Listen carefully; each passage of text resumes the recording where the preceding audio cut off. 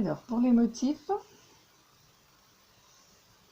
je vais donc toujours utiliser la laine en 2 brins.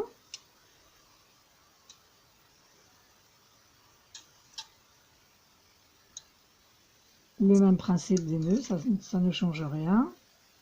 Donc je refais le nœud au ralenti. Ouais. Ça se fait vite. Donc j'ai mes 2 brins, je prends 2 fils de chaîne, j'entoure le fil le plus à gauche, Ouais. je passe sur mes 2 fils de chaîne sélectionnés et j'entoure le fil de droite dans le sens des aiguilles d'une montre. Je tire et je coupe. Je refais mes 2 fils de chaîne, j'entoure le premier fil de la gauche, je passe par-dessus, je prends le second fil vers la droite, donc mes brins se trouvent bien entre les 2 fils de chaîne. Ok. Voilà. Donc quand on fait un motif, pour éviter de se déplacer, je vais d'abord faire tout ce qui est à ma portée, après je me déplacerai, je ferai l'autre partie, ainsi de suite.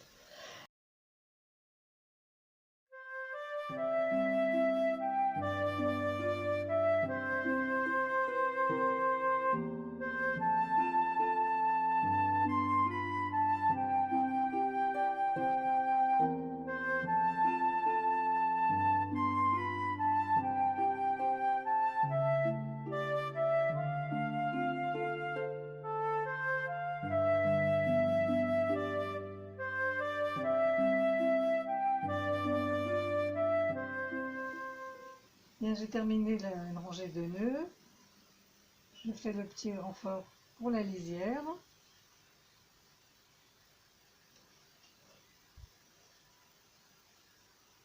Un petit passage.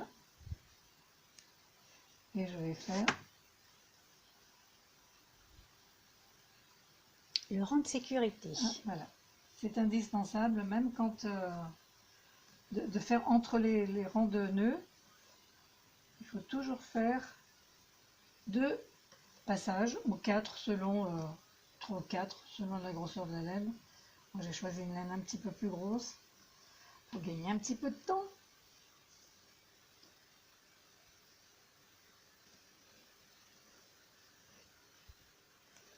Donc le premier passage.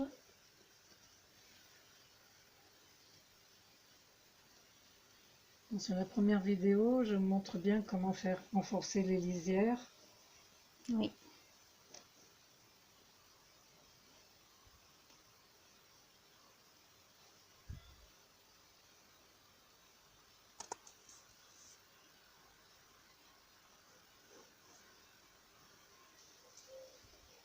Voilà, le premier passage. J'utilise la barre peigne du Tessanova pour décaler les fils.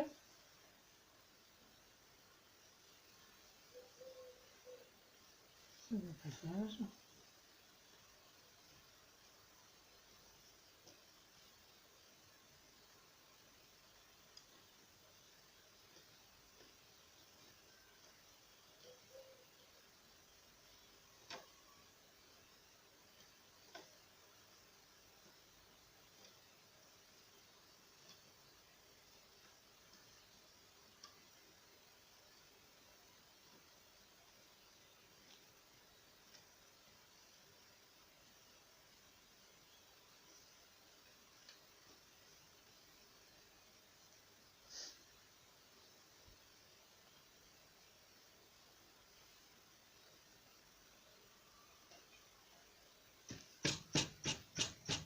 Il faut passer très fortement.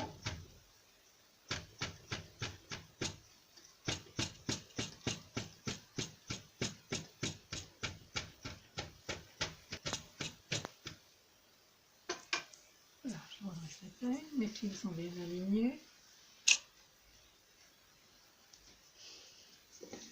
Alors les motifs que j'ai prévus, je voudrais faire un triangle bordé de noir avec pivoine, ivoire et rouge. Et la même chose, noir, jaune, ivoire et rouge. Donc pour faire ces motifs, il va falloir que je décale chaque fois d'un nœud. Par exemple, là j'ai 4 nœuds.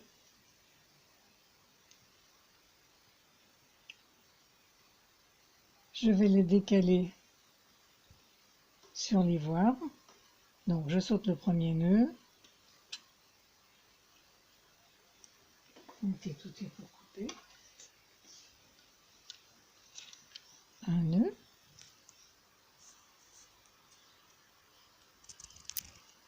Deuxième. Le troisième.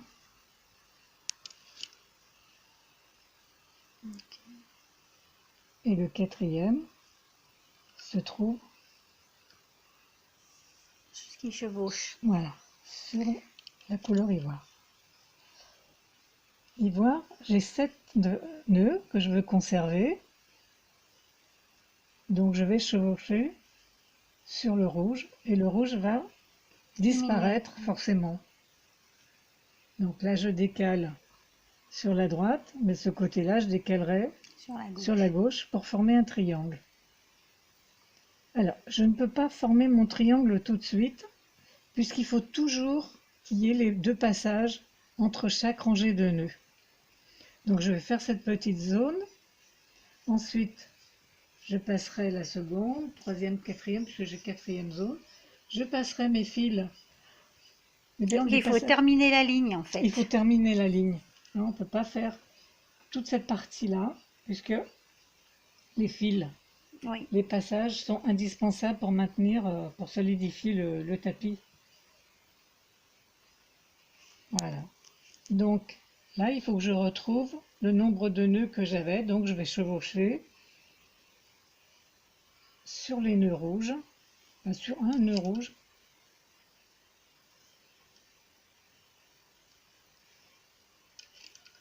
Alors les motifs sont beaucoup plus visibles sur l'envers du tapis.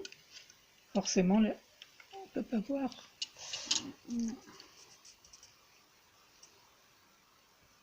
Alors en général, les tapis de haute laine dans le Maghreb ou au Proche-Orient, on utilise la face très poilue l'hiver et on utilise la face qui n'a pas de poils, donc qui serait l'envers, l'été.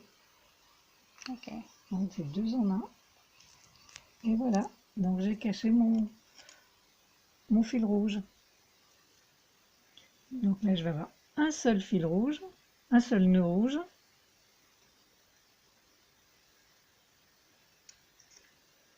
Puisque je décale sur la gauche cette fois.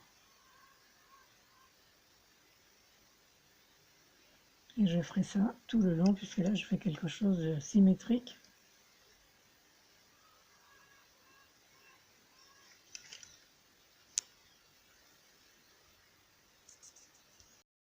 Alors, je coupe toujours les nœuds à peu près tous les 2 rangs. Donc là je redresse bien tous les poils avec un gros peigne.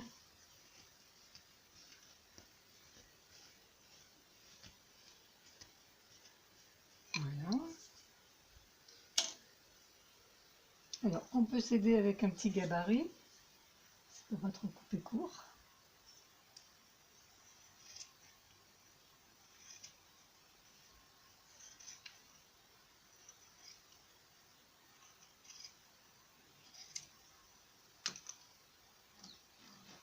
Voilà. Donc on peut utiliser le petit gabarit, mais on peut aussi partir directement.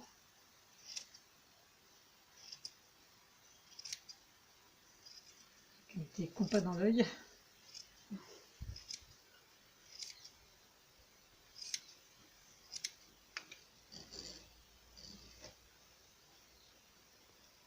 Voilà. On va y revenir un peu après, plutôt que de couper trop court. Alors moi j'ai choisi des poils un peu longs, et je pourrais couper beaucoup plus court, pour avoir un velours beaucoup plus rase. Ouais. Donc, et là, c'est le petit système pour la laine. Oui. Donc, tu les as posés sur ton métier. Oui, comme ça, Mis une barre. elle se dévide plus facilement. Ok. Et j'en ai mis dans des bocaux aussi, sous le métier, en passant des fils par-dessus.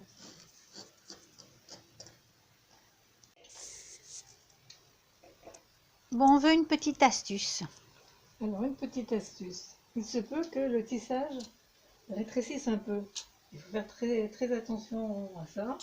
Bon, là, c'est pas le cas, ça se passe plutôt bien. Mais j'ai une petite astuce. Alors là, on ne peut pas utiliser un templet parce que c'est tellement épais qu'on ne pourrait pas l'accrocher. Mais il y a une petite astuce. Une épingle à cheveux et un fil très solide. Je vais planter la petite épingle dans la lisière, dessus, elle passe dessous et elle ressort dessus. Je vais enlever.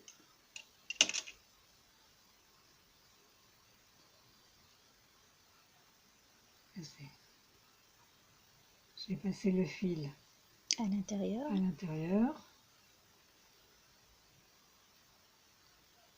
Voilà. Et bloqué. Je fais un autre nœud un petit peu plus loin. Voilà.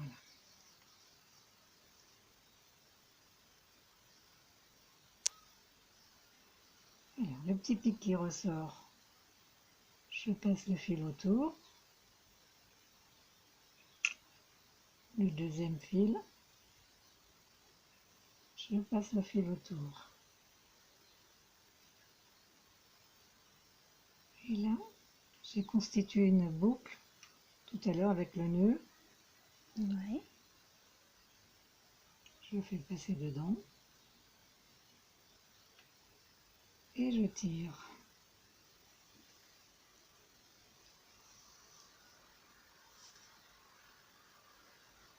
Et je passe mes deux brins à nouveau dans l'épingle.